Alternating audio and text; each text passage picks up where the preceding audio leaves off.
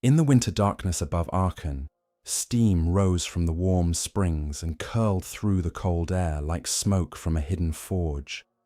Men came there from across a hard empire, bishops in wool cloaks, warriors with scarred hands, envoys carrying gifts, scribes with wax tablets, and petitioners who had walked for weeks along broken Roman roads.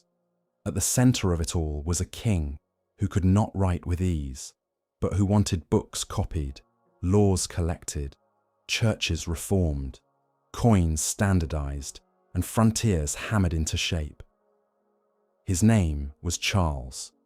Later ages would call him Charlemagne, Charles the Great. But greatness, in the 8th century, did not look like marble statues and golden crowns. It looked like mud on boots. It looked like a horse sweating under armour. It looked like a winter court where decisions were made by firelight, then carried outward by messengers into forests, river valleys, monasteries, and war camps. Charlemagne was born into a world still living among the ruins of Rome.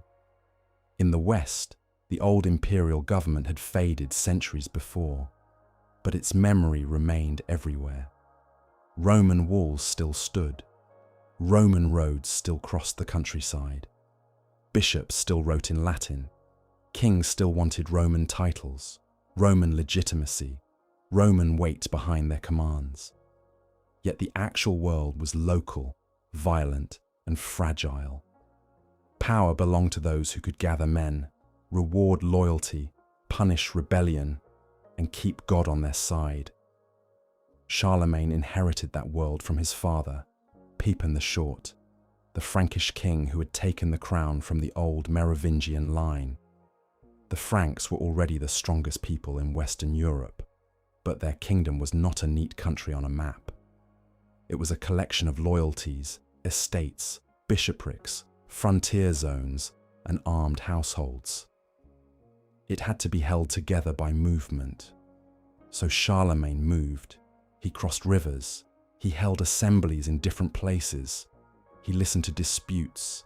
He confirmed land grants. He prayed at shrines. He planned campaigns. Year after year, the king's presence was a tool of government. Wherever he went, the empire briefly became visible. His first great struggle was not against a grand empire, but against the Saxons, the pagan peoples to the northeast. The war dragged on for decades. It was fought in forests, marshes, hill forts, and burned settlements. The Saxons resisted, submitted, rebelled, and were punished.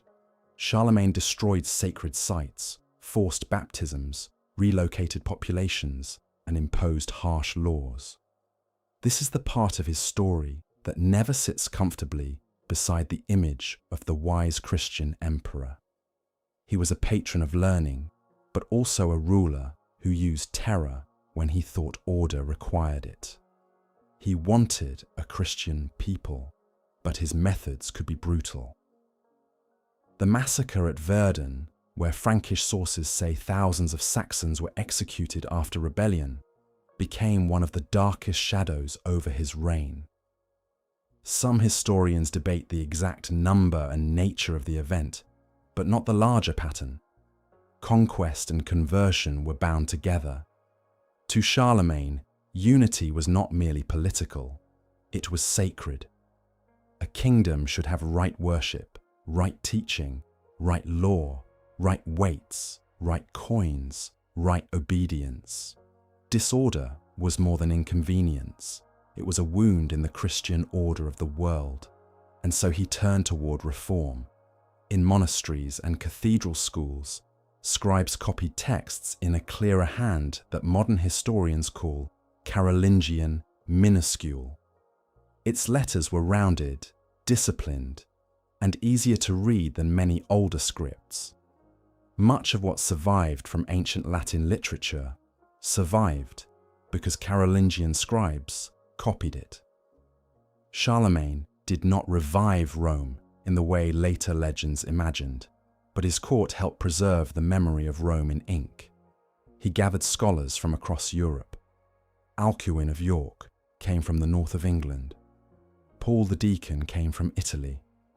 Others arrived from Spain, Ireland, and the Frankish lands themselves. They corrected biblical texts, debated theology, trained clergy, and shaped the court into a centre of learning. This was not modern education. Most people still lived and died as farmers. Even many nobles were not deeply literate. But for the ruling class and the church, the change mattered. A ruler who wanted obedience needed records. A church that wanted reform needed books. An empire that claimed Christian order needed men who could read, preach, count, and judge. Charlemagne's world expanded through war as much as learning. He conquered the Lombard kingdom in northern Italy and took its iron crown. He campaigned in Bavaria and against the Avars, whose ring-shaped strongholds on the eastern plains held treasure gathered from generations of raids and tribute. He pushed into northern Spain, though not always successfully. The famous disaster at Roncesvalles Pass, later transformed into the legend of Roland, began as an ambush in the mountains, not the polished chivalric epic medieval poets would later imagine. Legend softened the edges. Memory arranged the story into songs. The real Charlemagne was harder and more practical.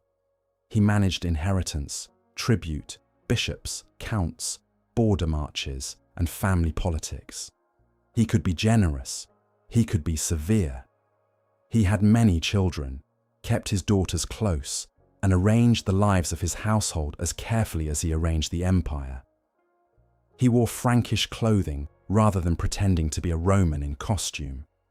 He loved hunting, feasting, swimming in the warm waters of Aachen, and listening to readings at meals.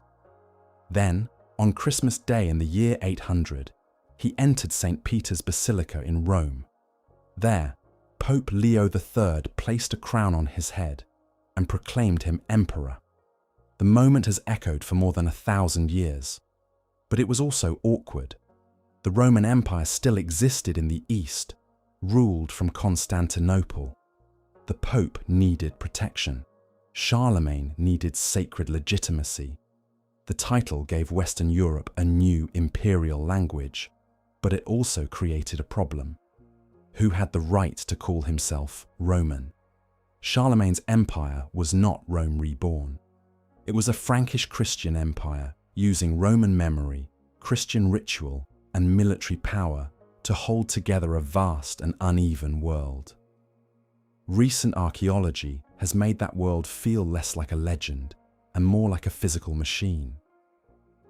At Aachen, continuing study of the palace complex has shown how carefully Charlemagne's capital was built around Roman models, Christian symbolism, and practical administration. The chapel still standing there was not an isolated monument. It belonged to a wider court landscape of halls, workshops, residences, and movement, where power had to be staged so people could see it. Scientific examination of bones traditionally identified as Charlemagne's also gave the emperor a more human outline. A detailed study published in the 21st century found remains consistent with a tall, older man, roughly matching descriptions from early medieval sources. The result did not solve every question, but it pulled the emperor slightly out of myth. Not just a crowned figure in manuscript art, but a large aging body that limped, rode, ate, prayed, and eventually failed.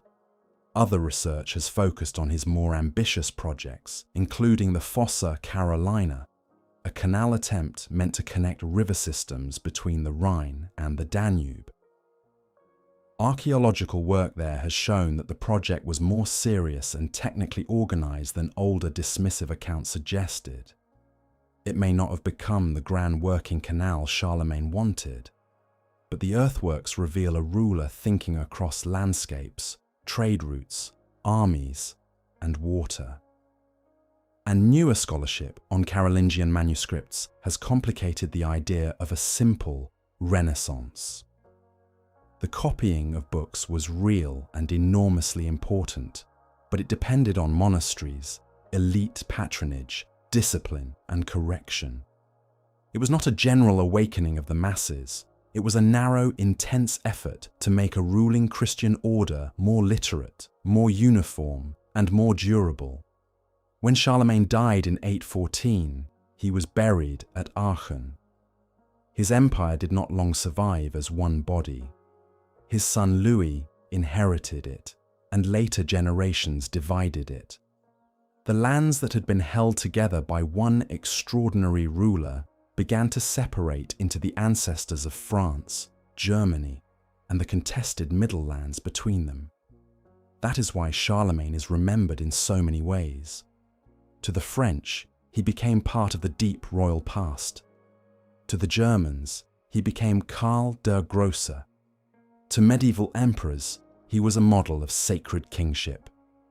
To later Europe, he became a symbol of unity. To modern historians, he is something less tidy and more interesting. A warlord king, a Christian reformer, a patron of books, a conqueror of peoples, a man standing between Rome's ruins and Europe's medieval future. At Aachen, the stones remain cool beneath the feet. The empire that gathered there is gone. The messengers have stopped riding. The Saxon forests changed. The palace halls fell silent. But the handwriting of his scribes still shapes the letters we read. The political map of Europe still carries the marks of his divisions, and the idea of a Western emperor, crowned by the church, armed by conquest, haunted by Rome, did not vanish with him. It passed into the bones of the medieval world.